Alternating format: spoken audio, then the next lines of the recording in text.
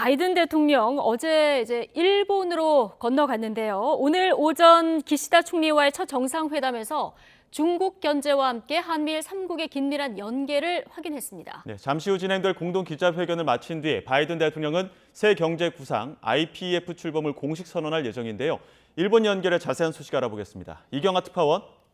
네, 도쿄입니다. 네, 미일 두 정상의 첫 회담인데요. 구체적으로 어떤 대화가 오갔습니까?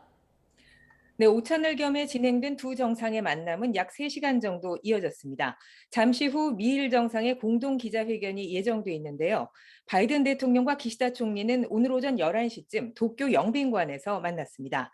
첫 정상회담 모두 발언에서 바이든 대통령은 미일 동맹이 인도태평양 지역 평화의 주춧돌이라고 평가했습니다. 또 우크라이나 침공 이후 대러 제재와 난민 지원에 일본이 적극 동참한 데 대해서 감사를 전했습니다. 이 자리에서 기시다 총리는 기본적인 가치를 공유하는 미일 양국이 자유롭고 열린 인도태평양 실현을 위해서 국제사회를 이끌어가자고 말했습니다. 일본은 중국과 북한, 러시아 등 급변하는 국제정세에 대응해 방위력 강화 방침을 미국에 설명한 것으로 알려졌습니다.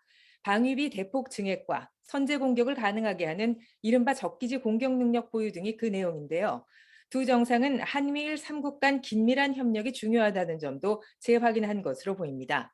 이를 위해 강제동원 등 과거사 문제를 놓고 갈등이 이어져 온 한일 관계가 개선돼야 한다는 입장을 밝힐 것으로 보입니다. 네, 바이든 대통령 아시아 순방의 핵심이라고도 할 수 있을 텐데요. 새로운 경제 구상 IPEF 출범 선언도 오늘 오후에 예정돼 있죠.